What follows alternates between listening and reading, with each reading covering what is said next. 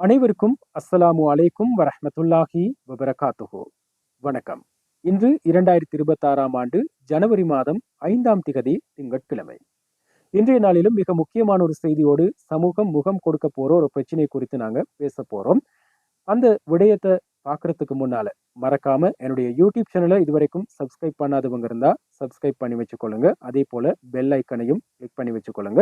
அப்பதான் எதிர்வரும் நாட்களையும் எதிர்வரும் காலங்களையும் நாங்க தர்ற புதிய தகவல்களை செய்திகளை நீங்க உடனுக்குடன் தெரிஞ்சு கொள்ளக்கூடியதாக இருக்கும். அந்த விடயத்தையும் ஞாபகப்படுத்திக் கொண்டு நாங்க நேரடியா விஷயத்துக்குள்ள வரலாம். உங்களுக்கு தெரியும், புதிய கல்வி சீர்திருத்தத்திற்கு அமைவாக 2026ஆம் கல்வியாண்டுக்கான கல்வி நடவடிக்கைகள், அதாவது கற்றல் கற்பித்தல் செயற்பாடுகள் இன்று முதல் ஆரம்பமாகி இருக்கின்றன. நாட்டில் ஏற்பட்ட அசாதாரண சூழ்நிலை அல்லது இயற்கை சீற்றம் காரணமாக பாதிக்கப்பட்ட கிட்டத்தட்ட 100 பாடசாலைகள் இன்னும் மூடப்பட்டு இருக்கின்றன. குறிப்பாக வைத்தியசாலைகளாக, இடைத்தங்கல் முகாம்களாக பயன்படுத்தப்படுகின்ற பாடசாலைகள் இன்னும் மூடப்பட்ட நிலையில் இருக்கின்றன. அந்த பாடசாலைகளில் கல்வி கற்ற மாணவர்கள் தங்களுக்கு வசதியான பக்கத்தில் இருக்கும் விரும்பிய ஒரு பாடசாலையில் சென்று கல்வி நடவடிக்கைகளில் ஈடுபடுவதற்கான வசதிகளையும் கல்வி அமைச்சு வழங்கி இருப்பதாக சொல்லியிருக்கிறது, அறிவித்திருக்கிறது. அந்த வகையில் அவர்களும் தங்களுடைய கல்வி நடவடிக்கைகளை தொடரக்கூடியதாக இருக்கும்.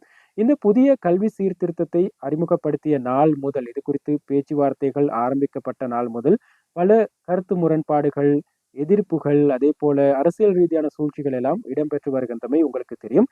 இவை அனைத்தையும் கடந்துதான் இப்போது இந்த புதிய கல்வி சீர்திருத்தங்களோடு கல்வி நடவடிக்கைகள் ஆரம்பிக்கப்பட்டிருக்கின்றன. அந்த வகையில் இவற்றில் மேற்கொள்ளப்பட்ட மிக முக்கியமான ஒரு சில சீர்திருத்தங்களில் ஒன்றுதான் இந்த நேர மாற்றம் என்பது. தமிழ் சிங்கள பாடசாலைகளை பொறுத்தவரையில் இது பெரிய அளவு பாதிக்கவில்லை என்றுதான் சொல்ல வேண்டும். தமிழ் சிங்கள பாடசாலைகள் வழமை போலவே காலை 7:30க்கு ஆரம்பமாகி பிற்பகல் 1:30க்கு கல்வி நடவடிக்கைகள் நிறைவு செய்யப்படவிருக்கின்றன.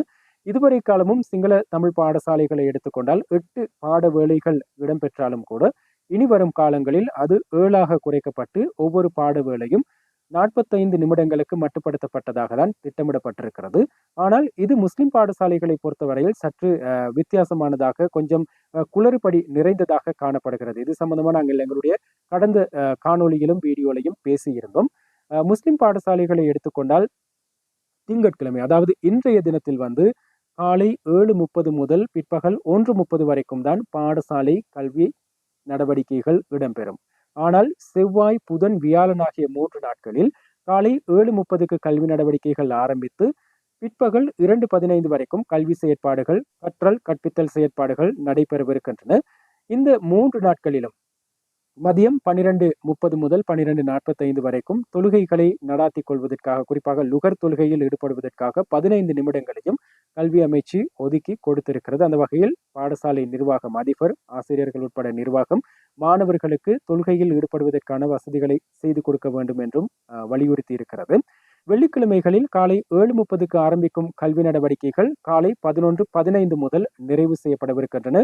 இந்த வெள்ளிக்கிழமைகளில் முஸ்லிம் பாடசாலைகளை பொறுத்தவரையில் 4 பாட வேளைகள் மாத்திரமே இடம்பெறும் என்பது மிக முக்கியமான விடயம். இந்த இடத்தில் நாங்கள் இன்னும் ஒரு மிக முக்கியமான ஒரு பிரச்சனை குறித்தும் சுட்டிக்காட்ட விரும்புகின்றோம். அதாவது மூவின மக்களும் செறிந்து வாழுகின்ற பிரதேசங்களை பொறுத்தவரையில் முஸ்லிம் மாணவர்கள் தமிழ் பாடசாலையில் அல்லது சிங்கள பாடசாலைகளில் கல்வி கற்பது ஒரு பொதுவான விடயம். அதே போல தமிழ் மாணவர்கள் முஸ்லிம் பாடசாலையில் கல்வி கற்பது என்பதும் ஒரு பொதுவான, சாதாரணமான, சராசரியான ஒரு விடயம்தான். இந்த பாடசாலை நேர மாற்றங்கள் காரணமாக இப்படியான மாணவர்கள், அவர்களுடைய போக்குவரத்து, அதே போல பெற்றோர்கள் பல சிரமங்களுக்கு முகம் கொடுக்க போறாங்க அப்படின்றது நிச்சயம். அந்த வகையில தமிழ் சிங்கள பாடசாலைகளின் கல்வி நடவடிக்கைகள் 1:30 நிறைவடைய இருப்பதோடு செவ்வாய், புதன், வியாழன் ஆகிய 3 நாட்கள்ல முஸ்லிம் பாடசாலைகளின் கல்வி நடவடிக்கைகள் 2:15க்கு தான் நிறைவு பெறும். எனவே ஒரு வீட்டில் இருக்கிற மாணவன் அல்லது மாணவி முஸ்லிம் பாடசாலையிலும், இன்னும் ஒருவர் தமிழ் பாடசாலையிலோ அல்லது சிங்கள பாடசாலையிலோ கல்வி கற்கிறார்கள் என்று வைத்துக் கொண்டால், அந்த இடத்தில் பெற்றோர்கள் அல்லது பாடசாலை அந்த ஸ்கூல் சர்வீஸ் நடத்துறவங்க, வாகனங்கள், அதே போல சிசு சிறிய வாகனங்களில் பயணிக்கும் மாணவர்கள் பல நடைமுறை சிக்கல்களுக்கு முகம் கொடுக்க வேண்டிய ஒரு நிலை தோன்றி இருக்கிறது. இது சம்பந்தமா எத்தனை பேர் கவனம் செலுத்தினாங்க அப்படின்றது தெரியாது. இப்போ ஒரு மாணவன் அல்லது மாணவி முஸ்லிம் பாடசாலையில் கல்வி கற்றுக் கொண்டிருக்கிறார் என்று சொன்னால் அவருக்கு 2:15க்கு தான் பாடசாலை விடும். சிங்கள பாடசாலையில் அல்லது தமிழ் பாடசாலையில் இன்னும் ஒரு மாணவன் கல்வி கற்கிறார் அப்படின்னு சொன்னா அவருக்கு 1:30க்கே விட்டுருவாங்க.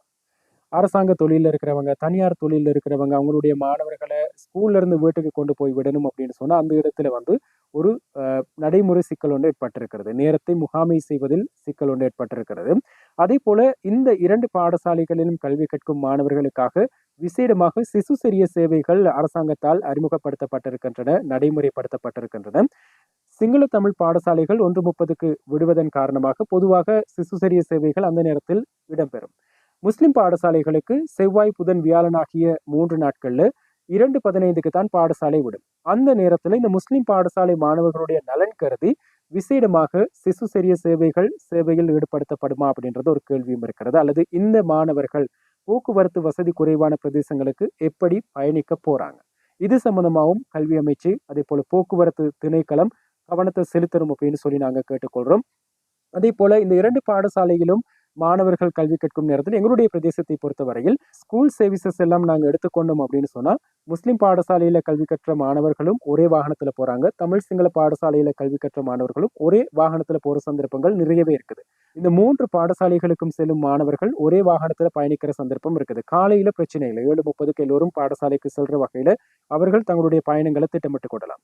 ஆனால் பிற்பகல்ல முஸ்லிம் பாடசாலைகளுக்கு 2:15க்கும் சிங்கள தமிழ் பாடசாலைகளுக்கு 1:30க்கும் பாடசாலை விடப்படுகின்ற சந்தர்ப்பங்கள் ஒன்று தமிழ் சிங்கள பாடசாலைகளில் கல்வி கற்ற மாணவர்களை முன்கூட்டியே கொண்டு போய் விட்டுட்டு வர வேண்டிய ஒரு நிலைமை ஏற்படும், அல்லது முஸ்லிம் மாணவர்களை விட்டுட்டு போகக்கூடிய சந்தர்ப்பம் ஏற்படும். அப்படி இல்லைன்னு சொன்னால் முஸ்லிம் பாடசாலைகள் விடும் வரைக்கும் இந்த ஸ்கூல் சர்வீஸில் பயணிக்கும் மாணவர்கள் வாகனத்திலோ அல்லது தெருவிலோ காத்திருக்க வேண்டிய ஒரு நிலை ஏற்படக்கூடிய சாத்தியம் இருக்குது. இதனால் பல விபத்துக்கள், பல பிரச்சனைகள் ஏற்படக்கூடிய சாத்தியமும் காணப்படுகிறது. எனவே இவ்வாறான விடயங்கள் குறித்தும் இந்த கல்வித்துறை சார்ந்தவர்கள் கவனம் செலுத்த வேண்டும், இந்த அரசாங்கம் கவனம் செலுத்த வேண்டும் என்று நாங்கள் கேட்டுக்கொள்கிறோம். இந்த விடயம் தொடர்பாக நிச்சயமா உங்களுக்கும் கருத்துக்கள், விமர்சனங்கள் இருக்கும். அவற்றையும் எங்களுடைய கமெண்ட் பாக்ஸ்ல பதிவிடுங்க.